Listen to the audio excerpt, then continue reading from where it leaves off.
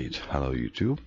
Let's talk about the trains we have available in the game. Let's go in chronological order. So first we have Kirby, and yes, this is the very first train available. This is just the oh no category. It's weak, it's slow, and there is a few years when you have only this available, but this doesn't make it any better. Okay, so then we have the Jubilee, and this can come here. It's an okay train, it's nothing spectacular, and it's mostly overshadowed by the fact that it came out as the same year as our next candidate, and the Ginzu is just so much better. No reason to not put him into the awesome category, and you're gonna use Ginzu for a very long time. So it came out in 1935 or 34, depending on if you get the license for it, and it's just so much better than the Jubilee, so I see no reason to use this at all.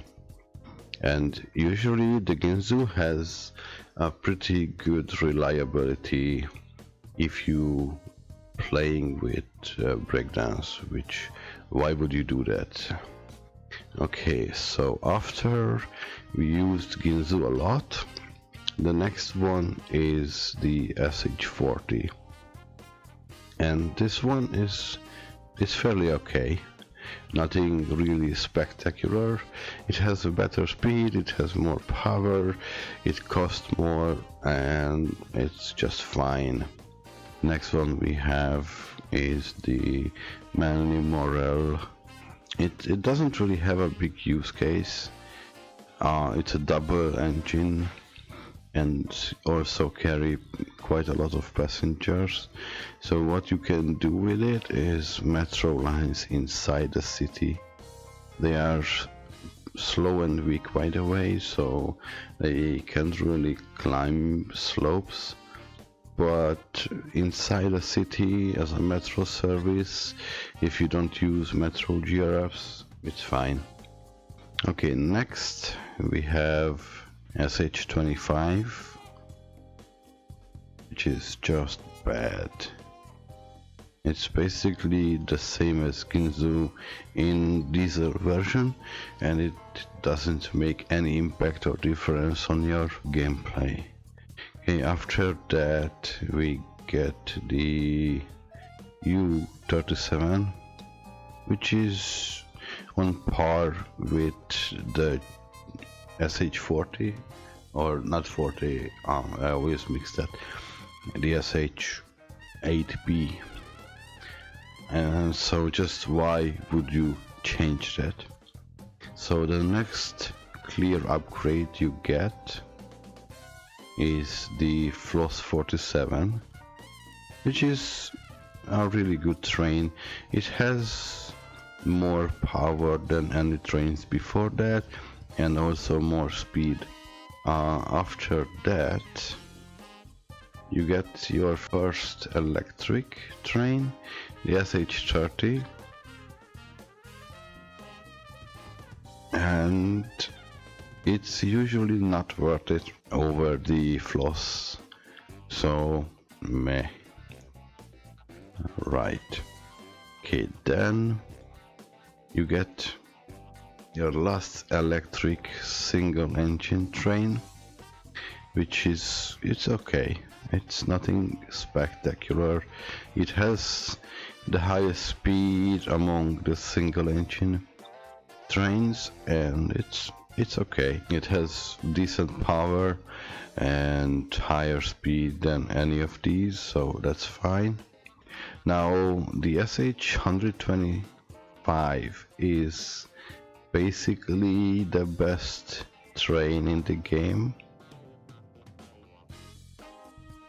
in my opinion, because it is fast, it is strong, it come out early, it doesn't need electrification. Yes, it is a double engine, and yes, you need to refit it, and the refit costs a lot, but it's not mandatory to refit it, and it's just awesome, right? Same time you get a upgrade for the morale, the dash, and the dash is basically the same as the morale, just in it's a slightly better than the previous one. I'm not a big fan of any of these. I usually don't ever use any of this. Yeah, maybe that's the correct order here. Kirby, you go to the last spot on the oh no category. Okay, next you get the team. I mean, you could argue that put this here, because it's so much useless, and you can make a case for these guys to be there. Right, but back to the tier list. So the team. Now the team is, I would say it's a reliable train. I basically have no issues with it.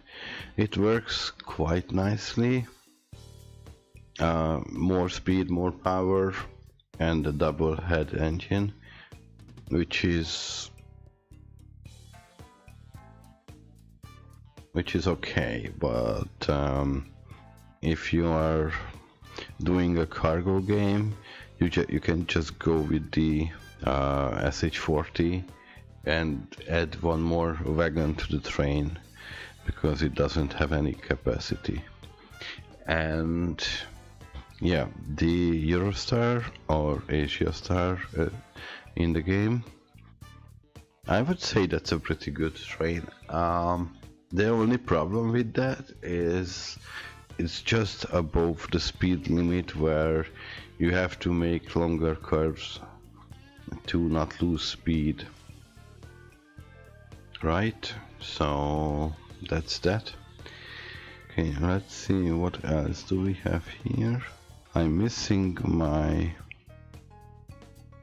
Okay, this one. Okay, let's say this is the two monorail, right? So monorail number 1, I would say this is a reliable train. I have no issues with it.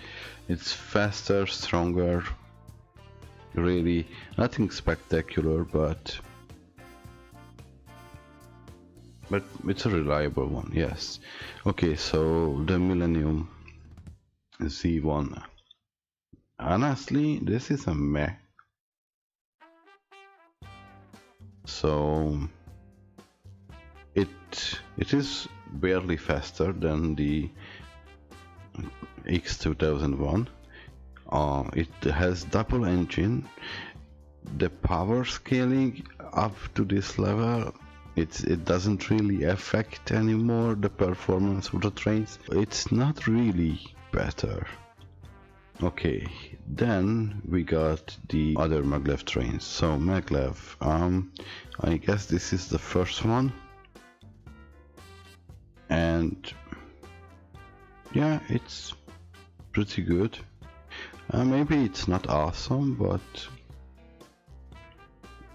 it's a reliable good one. Now the upgrade and the depot time from maglev 1 to maglev 2 to upgrade, it's pretty bad. It's barely give you anything, and it's just not worth it. If you wanna go a simple engine train for the long time, then the Pegasus is your best choice, and that's pretty nice. and the Chimera is, yeah, it's fast, really. I give you that. It has the most power. It's a double engine and does less cargo, and I don't really like how visually this looks. Yeah, with passenger cars it can be fine, but yeah, I don't really like it. But I have to admit the properties are pretty okay. So I'm gonna squeeze in it here. And now we have two interesting ones. So hear me out. This is the Toyland monorail and maglev. So believe it or not, the monorail is a single engine and it is as good as the double engined one from the temperate terrain. So I say this can come here as well because it's better and it's quite a unique. I would argue maybe it can go up there, and yeah, and this one is exactly the same as the Pegasus. So, and you can get it 10 years or 15 years earlier. So yeah, I guess that's all. I haven't included the trains from Arctic and the tropical climate for obvious reasons. Actually, they would get all here. Just why? And oh no, because they are so terribly bad. I can't express in words. I absolutely despise them. They are weak and or slow, or if they are not weak, they're still slow and bad. Just no other ways around it. And the monorail and maglev area, they got the same as the temperate. So yeah. Also the Toyland trains from the early area before the monorail are also atrociously bad, so I would not try to do that. Yeah, that concludes our tier list. I'm curious what your opinion is. Let me know in the comments below, and thanks for watching. Bye.